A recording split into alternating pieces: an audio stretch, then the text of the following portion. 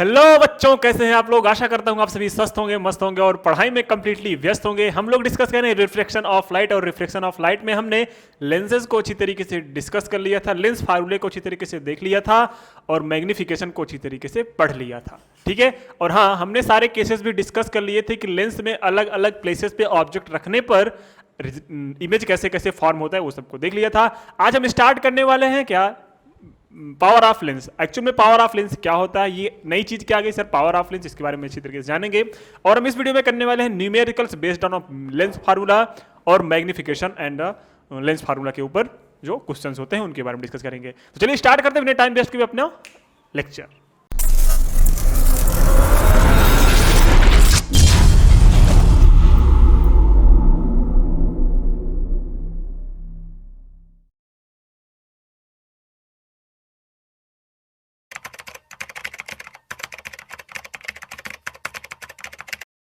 आपके सामने दिख रहा है सबसे पहला स्लाइड, जिसमें लिखा है आपका power of lens. Power of lens actual में क्या होता है, देखो।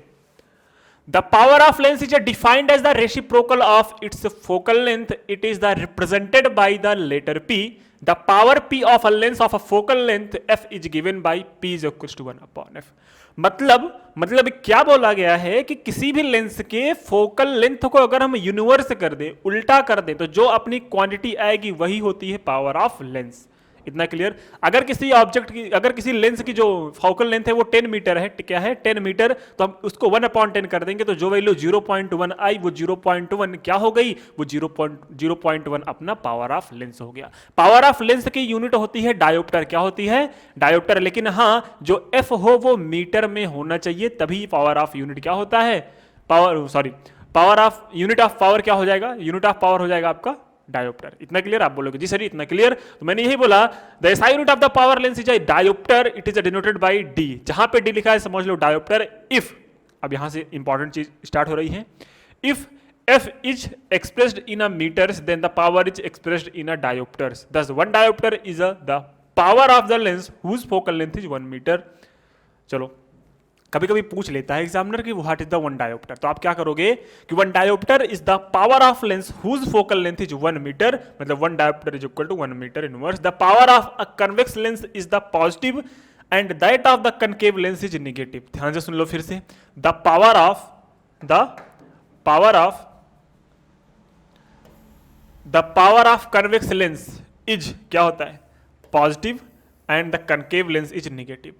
अगर पावर किसी भी लेंस का नेगेटिव दिया गया है तो समझ लो वो कनकेव लेंस की बात कर रहा है। अगर पावर किसी भी लेंस का पॉजिटिव दिया गया है तो समझ लो कन्वेक्स लेंस की बात कर रहा है। इतना क्लियर कि नहीं क्लियर? आप बोलोगे जी सर जी इतना क्लियर है, बहुत अच्छी तरीके से क्लियर हो गया। अगर बहुत सारे लेंसेज एक साथ जुड़े हुए तो उनका जो नेट पावर आएगा वो उनको डायरेक्टली सीरीज अलजेब्रिक मेथड से ऐड कर लो तो नेट P आएगा, P1 plus P2 plus P3 P4, ऐसे n लेंसेज को अगर इंडिविजुअल तरीके से आप जोड़ लोगे, जो इंडिविजुअल, देखो इंडिविजुअल लेंस है अलग अलग, जिसका पावर P1 P2 P3 है, अब इनको एक मिला के एक नया लेंस बनाया जा रहा है या फिर कंबाइन करके लेंस बनाया जा रहा है। जैसे हमने टॉर्च जैसे चला, इधर एक लेंस, इधर एक लेंस, इधर एक लेंस, इधर एक लेंस, तो कंबाइंड फॉर्म का जो पावर ऑफ लेंस होगा वो P1 plus P2 plus P3 plus P4 ऐसे, मतलब अलजेब्रिक सम के इक्वल होगा। ठीक है, इतना क्लियर? आप बोलोगे सर जी इतना क्लियर हो गया। ठीक है, अब ध्यान से देखना, एक सेकंड रुकना जरा, ये नहीं। अब हम स्टार्ट करते हैं क्या, अपना न्यूमेरिकल्स। क्या करते हैं, अपना न्यूमेरिकल्स को पढ़ना। चलो, सबसे पहला न्यूमेरिकल आपके सामने दिख रहा है, numerical number first. An object 5 centimetre in length is held 25 centimetre away from a converging lens of focal length 10 centimetre. Draw the रे diagram and find the position, size and the nature of the image form. ये तो आसान है sir. Converging lens मतलब sir जी ये तो convex lens रखा है कि नहीं रखा है? आप बोलोगे जी सर जी कन्वेक्स लेंस रखा है, ये प्रिंसिपल एक्सिस हुई, प्रिंसिपल एक्सिस के ऊपर अपना ऑब्जेक्ट हम रखते हैं और वो ऑब्जेक्ट हम रखेंगे कुछ इस तरीके से। किससे ऑब्जेक्ट रखा गया है, लेंस से कितनी दूरी पे ऑब्जेक्ट जो है वो रखा गया है, लेंस से कितनी दूरी, 5 सेंटीमीटर दूरी पे। 5 सेंटीमीटर तो इसका लेंथ है ऑब्जेक्ट का, ऑब्जेक्ट का क्या है 5 सेंटीमीटर, तो लेंथ है ऑब्जेक्ट का। Held 25 centimetre away from the converging lens, मतलब यहां से यहां तक डिस्टेंस कितनी देगी बाबू, 25 सेंटीमीटर। और ये क्या दिया गया है, ये ऑप्टिकल सेंटर होता है और इसकी जो हाइट है, ये जो हाइट है वो 5 सेंटीमीटर दी गई है। कितना सेंटीमीटर? 5 सेंटीमीटर। फिर from the converging length of focal length 10 centimetre, मतलब इस ये जो लेंस है इसका जो फोकल लेंथ है वो क्या है? 10 सेंटीमीटर है। कितना है? 10 सेंटीमीटर।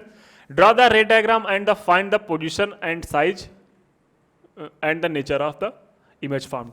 रे डायग्राम तभी हम कैलकुलेट कर पाएंगे जब हम इसका क्या बना पाएंगे, इसका हम इमेज के डिस्टेंस और साइज हम कैलकुलेट कर लें तब, और नेचर भी बता लेंगे तब, तो हमारा जो इमेज बनेगा उसका हम पोजीशन सही तरीके से बता पाएंगे। तो ध्यान से देखना, क्वेश्चन ये बोला है कि अगर कोई ऑब्जेक्ट 5 सेंटीमीटर की दूरी पे रखा गया था और उस लेंस का जो कन्वर्जिंग लेंस था उसका फोकल लेंथ 10 सेंटीमीटर था, वो 25 सेंटीमीटर की दूरी पर रखी गई थी, तो एक्चुअल में आपको फाइंड करना है पोजीशन, मतलब v की वैल्यू फाइंड करनी है, हाइट ऑफ इमेज फाइंड करनी है, मतलब h2 की वैल्यू फाइंड करनी है, और नेचर मतलब इन्वर्टेड है कि क्या है, इन्वर्टेड है कि इरेक्ट है, ये सब भी आपको फाइंड करना पड़ेगा, रियल है कि वर्चुअल है ये भी फाइंड करना पड़ेगा। तो इसके लिए आपको न्यूमेरिकल कैसे सॉल्व करेंगे, तो ध्यान देखिएगा मेरे भाई, आपके सामने क्या लिखा है।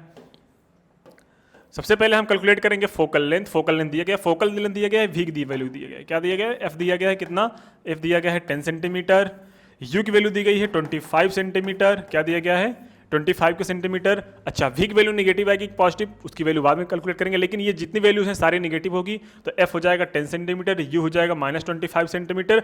अब आपको v कैलकुलेट कर रहे हैं तो आपको फार्मूला पता होगा कि बाबू 1/f is equal to 1/v minus 1/u।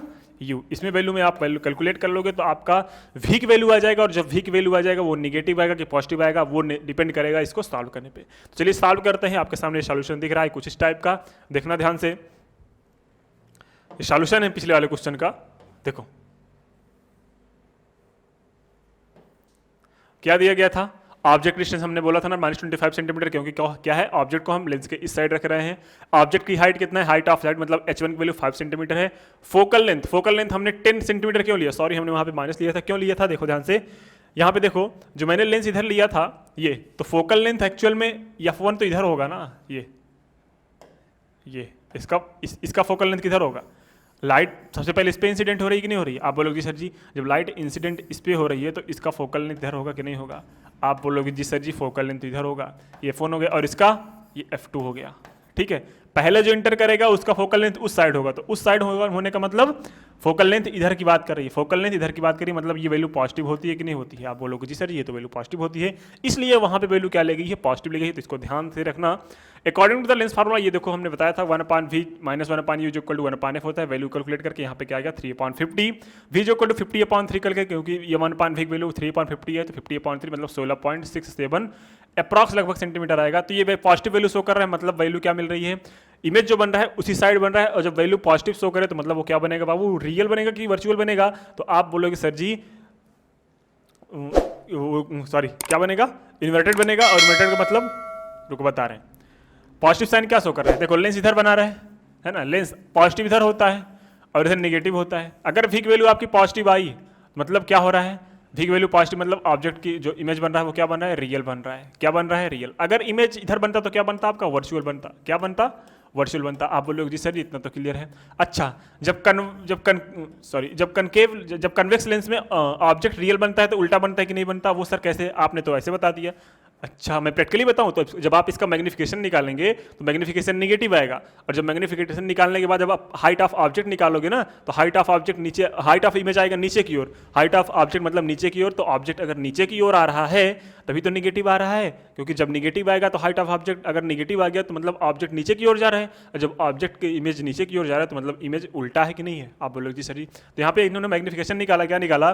The value of positive value v shows that image formed by the other side of the lens, मतलब लेंस के उस साइड बन रहा है। तो इन्होंने क्या निकाला आपकी बार? मैग्निफिकेशन निकाला, height of image upon height of object. Height of image कैसे निकाला बाबू? हाइट ऑफ, देखो मैग्निफिकेशन जो होता है वो हाइट ऑफ ऑब्जेक्ट या फिर हाइट ऑफ इमेज, मैंने बताया था ना कि h2/h1 भी होता है और v/u भी होता है, लेकिन मिरर में यहाँ पे -v/u हो जाता है, लेंस में v/u होता है। ठीक है, तो v की वैल्यू यहाँ पे 16.67 रखे और u की वैल्यू आपके नेगेटिव में थी तो -25 रखा। तो माइनस साइन ये कह रहा है मैग्निफिकेशन अगर निगेटिव है, मैग्निफिकेशन क्या है? अगर निगेटिव है मतलब क्या है? ये इमेज किस साइड बन रहा है? लेंस का नेचर कौन सा है? लेंस का नेचर ऑफ कन्वेक्स लेंस है, सीधी बात। जब मैग्निफिकेशन नेगेटिव हो तो कन्वेक्स लेंस हो सकता है। और हाँ, ऑब्जेक्ट की जो इमेज की हाइट है, इमेज की हाइट आपकी क्या आ रही है, इमेज की हाइट आपकी नेगेटिव आ रही है। ये देखो 3.3 सेंटीमीटर कैसे आया sir ji, v by u is equal to H2/H1। अरे भाई यहाँ से देखो H2/H1 is equal v by u होगा कि नहीं, M इज इक्वल टू क्या होता है H2/H1। जी बोलोगे सर जी सही है, तो अच्छा H2/H1 is equal to v by u होता है। आप बोलोगे यहाँ तक तो क्लियर है सर, तो H2/H1 इज इक्वल टू क्या वी बाई यू नहीं ले सकते, बिल्कुल ले सकते हैं। तो वी बाई यू की वैल्यू पता थी, कितना आया था बाबू 0.67 आया था, वहाँ पे वैल्यू कर लिया हमने H1 जाकर मल्टीप्लाई हो गया तो H2 वैल्यू आ गई। तो H2 क्या था आपका इमेज आ गया, तो H2 वैल्यू कितना है बाबू -3.3 सेंटीमीटर। और माइनस साइन ये शो कर रहा है कि ऑब्जेक्ट उल्टा, ऑब्जेक्ट का इमेज जो है वो उल्टा बन रहा है। अगर ये पॉजिटिव होता तो देखो, पॉजिटिव होने का मतलब इमेज इधर बन रहा है, नेगेटिव होने का मतलब इमेज इधर बन रहा है। और जब नेगेटिव हो रहा है मतलब इमेज, अगर ऑब्जेक्ट ऐसे खड़ा था इमेज नीचे की ओर बन रहा है, इसका मीन्स इमेज जो बन रहा है वो इन्वर्टेड बन रहा है। अब सारी वैल्यू आपकी आ गई, तो इमेज इन्वर्टेड बना, रियल बना, ऑब्जेक्ट से छोटा बना कि बड़ा, तो ऑब्जेक्ट से छोटा बना, क्योंकि बाबू जितनी पास है ये ऑब्जेक्ट से छोटा ही बनेगा, सीधी बात दिख ही रहा है आपका। तो ऑब्जेक्ट कितना था, ऑब्जेक्ट 0 पॉइंट कहा गया, हाँ ऑब्जेक्ट 5 था, इमेज कितना बन रहा है -3.3 सेंटीमीटर। ठीक है, ऑब्जेक्ट कितना था 5 सेंटीमीटर का, -3.3 सेंटीमीटर। तो यहाँ पे साफ साफ दिख रहा है कि जो होगा वो क्या बनेगा, ऑब्जेक्ट जो इमेज बनेगा वो ऑब्जेक्ट से क्या बनेगा, ऑब्जेक्ट से छोटा बनेगा। ठीक है, इन्वर्टेड बनेगा और रियल बनेगा, और लेंस के उस साइड बनेगा, पॉजिटिव डायरेक्शन बनेगा। इतना क्लियर हो गया आपको। आप बोलोगे सर जी अच्छा, अब जब इतना पता चल गया हमें, जब इतना पता चल गया तो देखो अब इसका सर डायग्राम कैसे बनाएंगे। तो डायग्राम बनाना है, देखो ध्यान से कैसे बनाओगे। ये आपका आ गया डायग्राम, क्या आ गया आपका डायग्राम।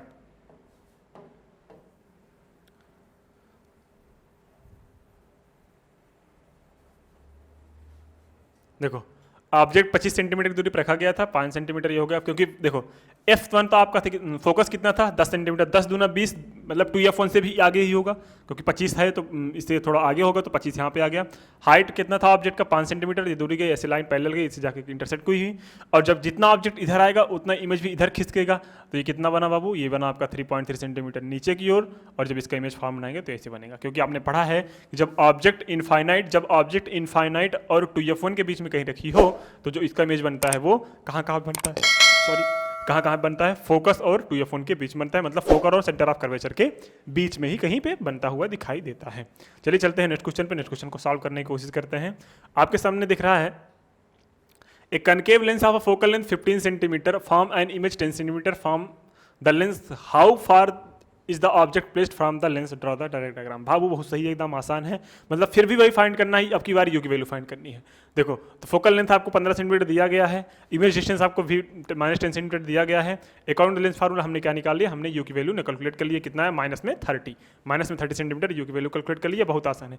अब इसके बाद वाला क्या करना है, इसके बाद वाला रे डायग्राम बनाना है। तो कनकेव लेंस है तो आपको बनाना आता है बाबू, अगर एफ क्या है 15 है तो वी क्या है 10, मतलब ऑब्जेक्ट कहाँ पे रखा गया है, ऑब्जेक्ट कहीं पे फोकल लेंथ और इसके बीच में रखा गया होगा, है ना।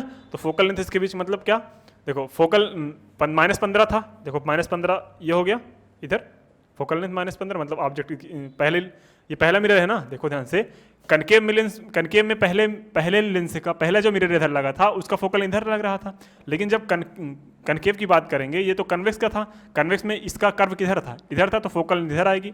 लेकिन जब कनकेव की बात करेंगे तो कनकेव में जो सेंटर ऑफ कर्वेचर मिल रहा है इधर मिल रहा है, और इधर सेंटर ऑफ कर्वेचर मिलेगा, उधर ही आपका फोकल लेंथ मिलेगा। और ये नेगेटिव आ रहा है कितना, -15 सेंटीमीटर आएगा कि नहीं आएगा।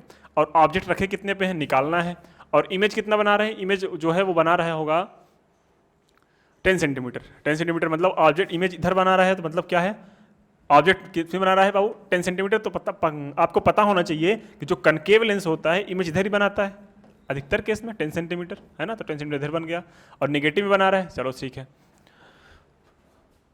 चलो अब इसका डायग्राम बनाते हैं।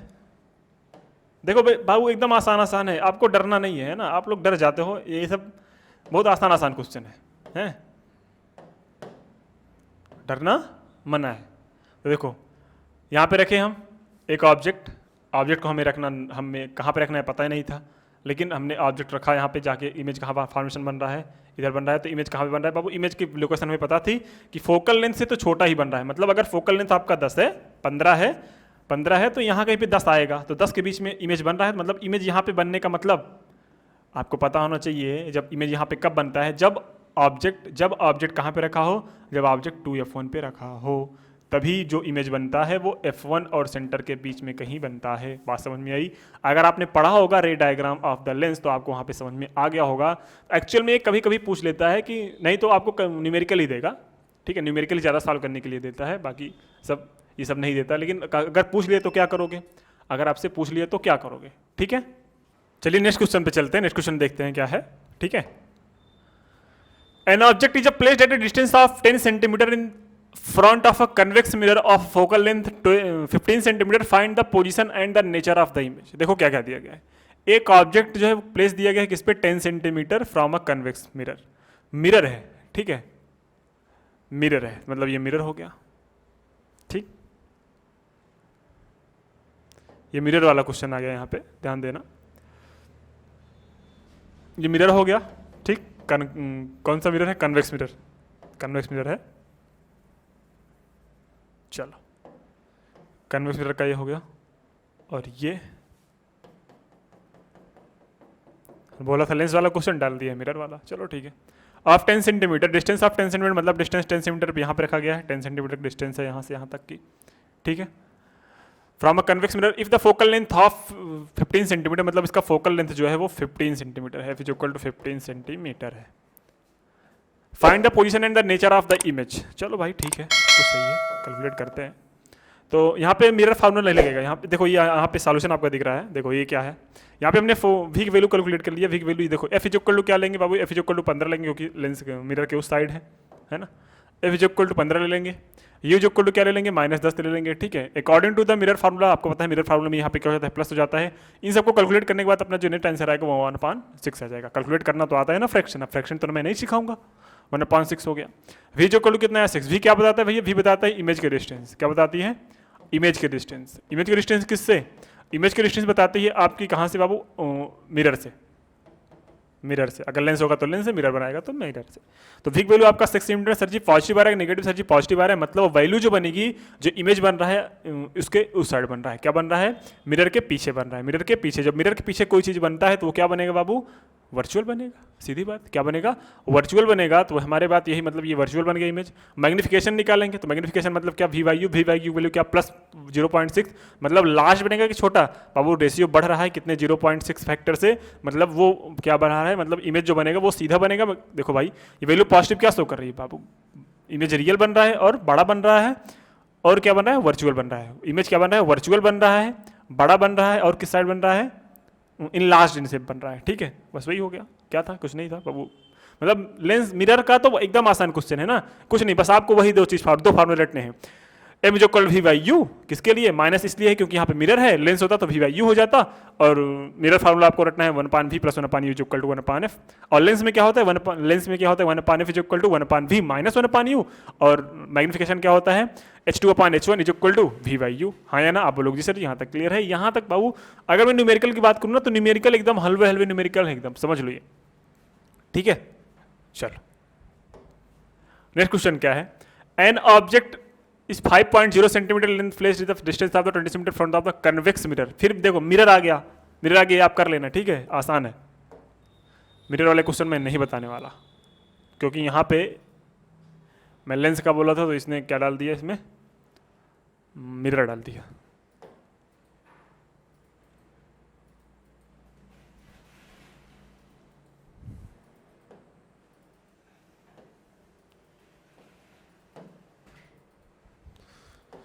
और कहाँ पे है भाई, दिख जा।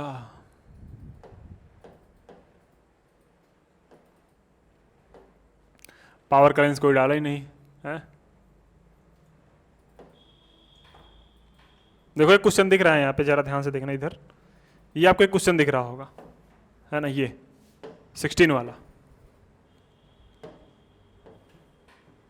Find the focal length of a lens power -2.0 dioptre, what type the lens of this.